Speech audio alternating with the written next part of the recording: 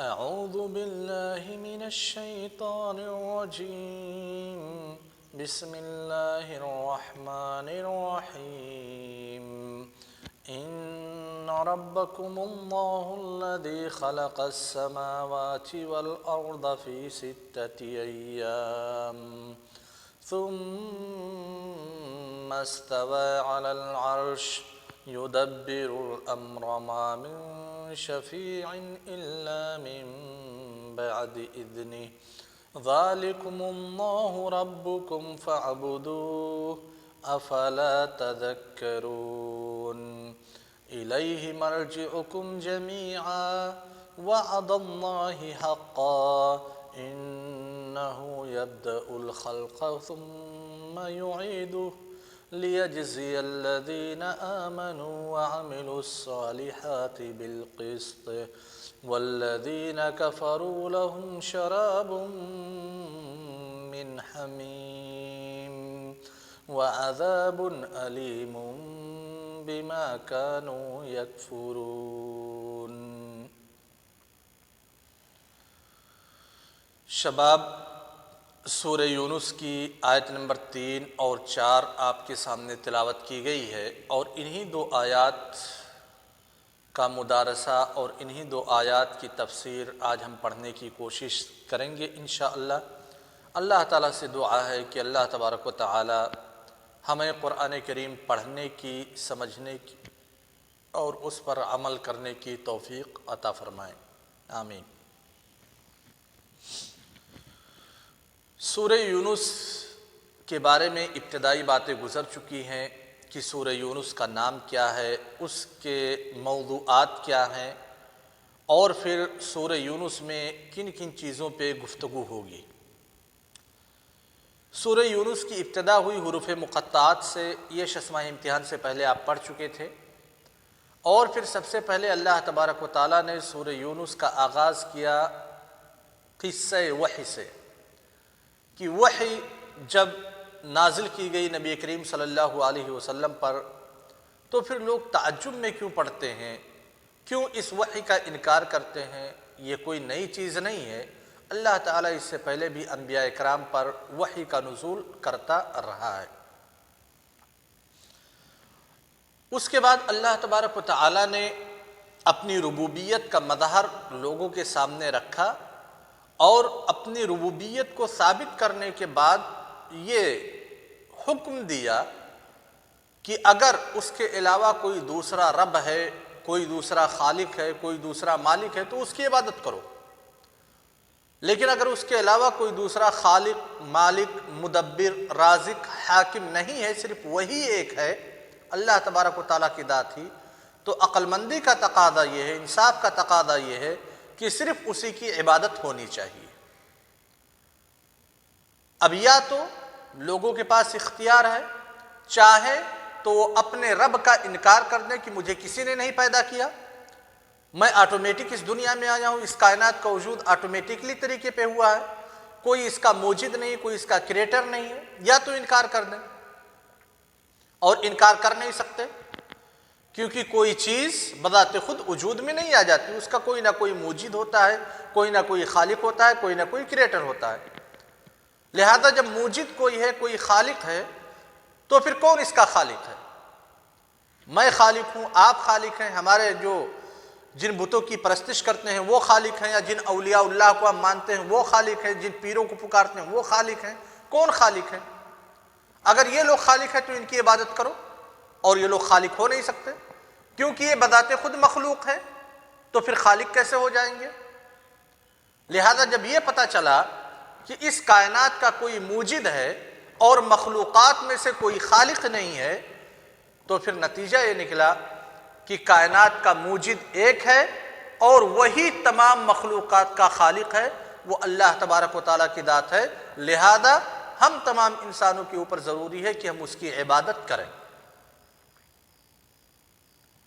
اور ایسا نہیں ہے کہ جب اللہ تعالیٰ نے عبادت کا حکم دے دیا عبادت کرو تو جس کی مرضی چاہے وہ عبادت کرے، جس کی مرضی چاہے وہ عبادت نہ کرے، مسئلہ یہیں پہ ختم نہیں ہو جاتا۔ اللہ تعالیٰ نے اس کے بعد چوتھی آیت میں ارشاد فرمایا کہ جو تم کرو گے میں تمہارا خالق ہوں، میں نے تمہیں عبادت کا حکم دیا، اگر تم عبادت کرو گے یا نہیں کرو گے تو پھر میرے پاس ہی لوٹ کر کے آؤ گے، میں فیصلہ کروں گا، میں جزائے دوں گا، میں سزائے دوں گا۔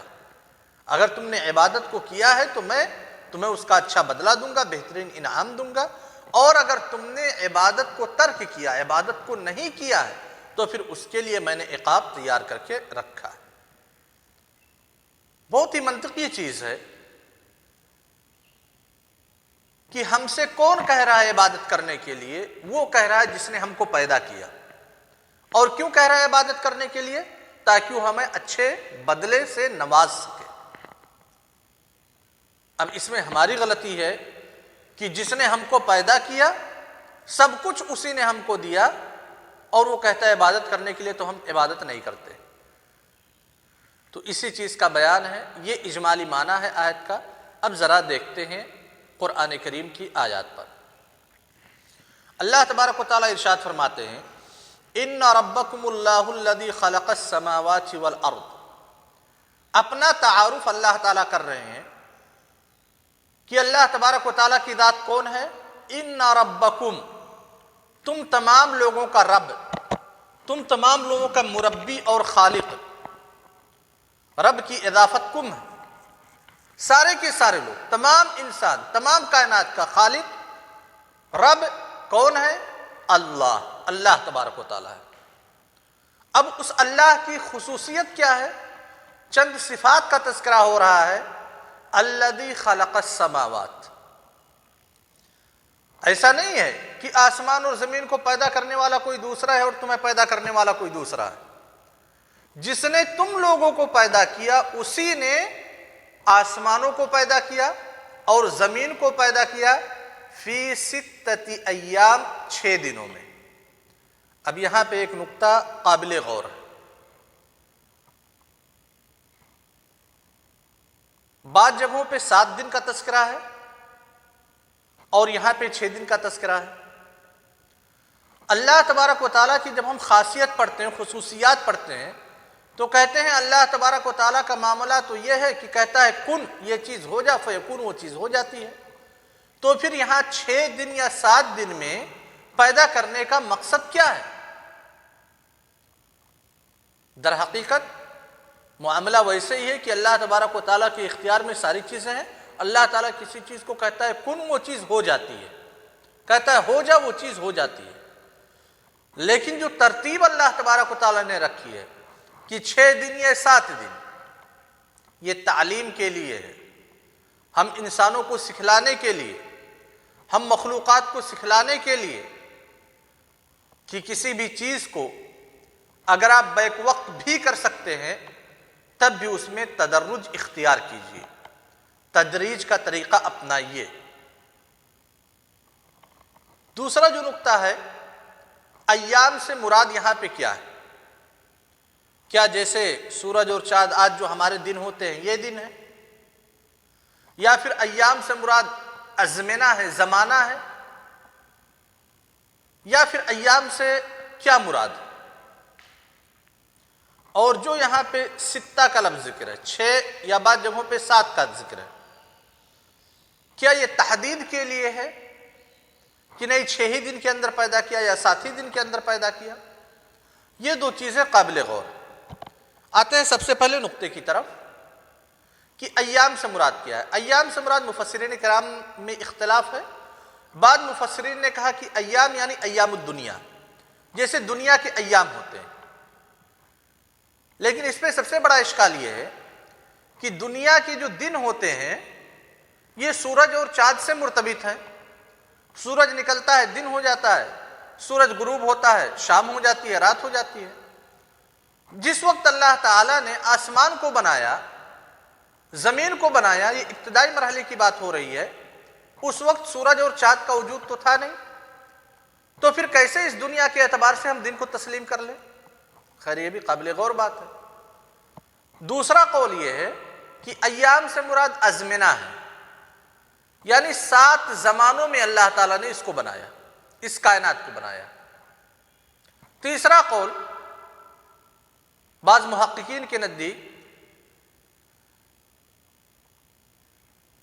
کہ اللہ تبارک و تعالیٰ نے اس کائنات کو کتنے دن میں بنایا ہے، اس کا حقیقی علم صرف اللہ تبارک و تعالیٰ کو ہے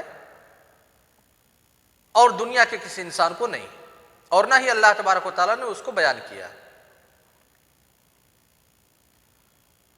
اب اس قول کے اوپر اشکال یہ پیدا ہو سکتا ہے کہ جب اللہ تعالیٰ کہہ رہے 6 دن میں ہم نے پیدا کیا، 7 دن میں پیدا کیا، تو آپ کیسے کہہ سکتے ہو کہ اس کا حقیقی علم اللہ تبارک و تعالیٰ کو ہے؟ تو تیسرے قول والے جواب یہ دیتے ہیں اس کا کہ دیکھیے، ایام کی ہم تحدید نہیں کر سکتے کہ دنیا کے دن مراد ہیں یا پھر ازمنہ مراد ہیں، تحدید تو کی نہیں جا سکتی، اس لیے اس کا علم اللہ تبارک و تعالیٰ کے حوالے کر دیتے ہیں۔ خیر، یہ اقوال ہو گئے مفسرین کرام کے۔ محل شاہد یہ ہے کہ اللہ تبارک و تعالیٰ صاحب قدرت ہونے کے باوجود آسمان اور زمین کی تخلیق بتدریج کیا، آہستہ آہستہ کیا، حالانکہ وہ چاہتا تو بیک وقت کر سکتا تھا۔ تو وہی وہ اللہ ہے جس نے تم کو پیدا کیا، اور وہی وہ اللہ ہے جس نے آسمان و زمینوں کو پیدا کیا۔ ایسا نہیں ہے کہ تمہارا خالق کوئی دوسرا ہے، آسمان و زمین کا خالق کوئی دوسرا ہے۔ اس کے بعد کہتے ہیں ثم استوى علی العرش، پھر پیدا کرنے کے بعد اللہ تبارک و تعالیٰ عرش پر مستوی ہوا، عرش کے اوپر ہوا۔ یہ استوى علی العرش، استوى جو فعل ہے، استوا کا صلہ جب الی آتا ہے تو معنی ہوتا ہے قصدا، ارادہ کرنا۔ ثم استوى الی العرش فسواہن 7 سماوات، ثم استوى الی العرش، ثم استوى الی السماء فسواہن 7 سماوات۔ استوا الی معنی ارادہ کرنا، قصد کرنا، اور استوا علی کے معنی سعیدہ،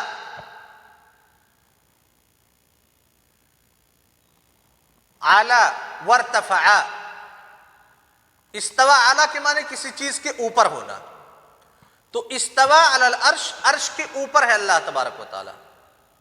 استوا کا معنی قعدہ کہیں پہ نہیں ہوتا ہے، جلسہ کے معنی میں کہیں نہیں استعمال ہوتا ہے کہ استوا کے معنی جلسہ، بیٹھ جانا۔ لہذا جن لوگوں نے تعویل کی ہے استوا علی العرش کی کہ اللہ تبارک و تعالی عرش کے اوپر بیٹھ گیا، وہ تعویل غلط ہے، لغوی ناحیے سے بھی۔ اور در حقیقت جن لوگوں نے تعویل کی ہے کہ اللہ تبارک و تعالی عرش کے اوپر بیٹھ گیا، اس کی وجہ یہ ہے کہ انہوں نے خالق کو مخلوق کے مشابہ قرار دے دیا کہ ایک بادشاہ ہوتا ہے، بادشاہ کا عرش ہوتا ہے، تو بادشاہ عرش کے اوپر بیٹھا ہوتا ہے، ایسے ہی اللہ تعالیٰ عرش کے اوپر بیٹھا ہے۔ حالانکہ اسی آیت میں غور کرے تو اللہ تعالیٰ اپنا تعارف جب پیش کر رہا ہے تو کہہ رہا ہے وہ خالق ہے، آپ لوگ مخلوق ہیں، تو پھر ایک خالق کو مخلوق کے مشابہ کیسے قرار دیا جا سکتا ہے؟ اس کے بعد کہا، پہلی خاصیت بیان کی، آسمان و زمین کو پیدا کیا۔ دوسرا خاصہ اللہ تبارک و تعالیٰ عرش کے اوپر مستوی ہے۔ تیسرا خاصہ یدبر الامر، تمام معاملات کی تدبیر کرتا ہے۔ الامر بمعنی الشأن، امر کا 2 معنی ہوتا ہے، ایک ہے امر جو نہی کا ضد ہے، نہی کا اپوزٹ ہے، جس کی جمع اوامر آتی ہے، اور ایک ہے امر بمعنی الشأن، یعنی کام، معاملہ، اس کی جمع امور آتی ہے۔ تو یہاں پہ الامر یہ شأن کے معنی میں ہے، جس کی جمع امور ہے، تمام معاملات کی تدبیر کرتا ہے۔ ما من شفیع، کوئی بھی سفارشی نہیں ہے، اللہ تعالیٰ کے کام میں کوئی سفارش کرنے والا نہیں ہے۔ اور آپ عموم کے صیغوں میں سے پڑھے ہیں کہ نکرہ جب سیاق نفی میں وارد ہو تو عموم کا فائدہ دیتا ہے۔ ما یہ حرف نفی ہے، شفیعین یہ نکرہ ہے، نکرہ سیاق نفی میں وارد ہوا، عموم کا فائدہ ملا، یعنی کوئی بھی سفارشی نہیں ہے اللہ تعالیٰ کے کام میں دخل دینے والا، اللہ تعالیٰ سے سفارش کرنے والا، الا من بعد اذن، سوائے اللہ تعالیٰ کی اجازت کے بعد۔ اس میں در حقیقت تردید ہے ان لوگوں کے لیے جو لوگ اپنے بتوں کو اپنے معبودان باطلہ کو اللہ تبارک و تعالیٰ کا سفارشی قرار دیتے تھے کہ یہ لوگ ہمارے سفارشی ہیں۔ اللہ تعالیٰ نے کہا کہ اگر آپ ان سے پوچھیں کہ ان بتوں کی عبادت کیوں کرتے ہیں تو یہ لوگ کیا جواب دیں گے؟ وَمَا نَعْبُدُهُمْ إِلَّا لِيُقَرِّبُونَ إِلَى اللَّهِ زُلْفَىٰ، کہ صرف ان لوگوں کی ہم عبادت کرتے ہیں تاکہ یہ ہماری سفارش کر دیں، ہم اللہ تعالیٰ کے قریب تر بندے ہو جائیں۔ تو اللہ تعالیٰ نے اسی کی تردید کی کہ جب تک اللہ تعالیٰ کسی کو سفارش کرنے کی اجازت نہیں دے گا، شفاعت کی اجازت نہیں دے گا، وہ شفاعت نہیں کر سکتا ہے۔ اور اللہ تعالیٰ نے ان معبودوں کو، ان پتھروں کو، ان مٹی کے بنائے ہوئے کھلونوں کو، ان سیمنٹ کے بنائے ہوئے اسٹیچوؤں کو شفاعت کی اجازت کبھی نہیں دے گا، لہذا تم ان سے شفاعت کی توقع نہیں رکھنا۔ ذالکم اللہ ربکم، وہی اللہ تبارک و تعالیٰ تمہارا رب ہے۔ شروع میں بتلایا کہ تمہارا رب کون ہے، اس کے بعد اللہ تعالیٰ نے اپنے صفات بتلائے، اپنے کچھ خصوصیات بتلائے، پھر اس کے بعد کہا جو اتنی خصوصیات کا حامل ہے، آسمان و زمین کو پیدا کرتا ہے، تم کو پیدا کرتا ہے، عرش پر مستوی ہوتا ہے، تمام معاملات کی تدبیر کرتا ہے، کوئی اس کی اجازت کے بغیر شفاعت نہیں کر سکتا، یہی اللہ کی ذات تمہارا خالق، تمہارا رب ہے، لہذا فَاعْبُدُوهُ، جب یہی تمہارا رب ہے تو تم اس کی عبادت کرو۔ اور عبادت کے بارے میں شیخ الاسلام ابن تیمیہ رحمہ اللہ فرماتے ہیں کہ عبادت یہ ایک ایسا جامع کلمہ ہے جو ہر اس قول یا فعل کو شامل ہے جس قول اور فعل کو اللہ تبارک و تعالیٰ پسند کرتے ہیں، یعنی جسے مشروع قرار دیا ہے، مستحب قرار دیا ہے، وہ چیز عبادت میں داخل ہے۔ اور اسی لیے اللہ کے رسول صلی اللہ علیہ وسلم نے عبادت کے وسیع مفہوم کو بتلانے کے لیے کہا کہ ایک شوہر پیار سے اپنی بیوی کے منہ میں جو لقمہ ڈالتا ہے اس پہ بھی اس کو ثواب ملتا ہے، وہ بھی عبادت ہے۔ بھائی شوہر اور بیوی ان دونوں کا آپس میں پیار کا رشتہ ہوتا ہے، لیکن اگر بیوی کو کھانا کھلائے وہ بھی عبادت شمار کیا جائے تو یہی عبادت کا وسیع تر مفہوم۔ یہاں تک کہ آپ صلی اللہ علیہ وسلم نے کہا اگر اپنے اہل و عیال سے کوئی شخص اپنی حاجت پوری کرتا ہے، یعنی ہم بستری کرتا ہے، اور اس کی نیت خالص ہوتی ہے، صحیح ہوتی ہے، تو اس پر بھی اس کو ثواب ملتا ہے۔ صحابہ نے عرض کیا اللہ کے رسول صلی اللہ علیہ وسلم ایاتی احدنا شہوت، ہم میں سے کوئی اپنی شہوت پوری کرتا ہے اور اس میں بھی ثواب ملے گا؟ اللہ کے رسول صلی اللہ علیہ وسلم نے کہا تمہارا کیا خیال ہے اگر اسی چیز کو وہ کسی حرام جگہ پہ استعمال کرے، یعنی اپنی بیوی سے شہوت پوری کرنے کے بجائے کسی اجنبی عورت سے شہوت پوری کرے، کیا اسے گناہ ملے گا؟ صحابہ نے کہا ہاں گناہ ملے گا۔ تو اللہ کے رسول صلی اللہ علیہ وسلم نے کہا جب اس کو کسی غیر جگہ پہ شہوت پوری کرنے پر گناہ ملے گا تو اپنی بیوی سے جب شہوت پوری کرے گا تو ثواب کیوں نہیں ملے گا؟ یہ عبادت کا وسیع ترین مفہوم ہے۔ عبادت صرف شعائر تعبدیہ کے ساتھ مختص نہیں ہے کہ مسجد میں جانا ہی صرف عبادت ہے، روزہ رکھ لینا ہی عبادت کا نام ہے، زکوٰۃ دے دینا ہی عبادت کا نام ہے، حج کر لینا ہی عبادت کا کام ہے، صدقہ و خیرات کرنا ہی عبادت کا کام ہے۔ یہ ساری چیزیں عبادات ہیں اور ان کو اسلام نے عبادات کی نشانیاں اور علامتیں مانی ہیں، ان بڑی بڑی چیزوں کو، لیکن عبادت کا مفہوم اس سے کہیں زیادہ وسیع تر ہے۔ افلا تذکرون، کیا تم لوگ نصیحت نہیں حاصل کرتے؟ لہذا تم لوگوں کو سوچنا چاہیے کہ اس رب کی جو خصوصیات ہیں وہی تمہیں کہہ رہا ہے کہ اس کی عبادت کرو، لیکن اس کے باوجود تم لوگوں کی سمجھ میں بات نہیں آتی۔ وصلی اللہ علی نبینا محمد وعلی آلہ وصحبہ وسلم۔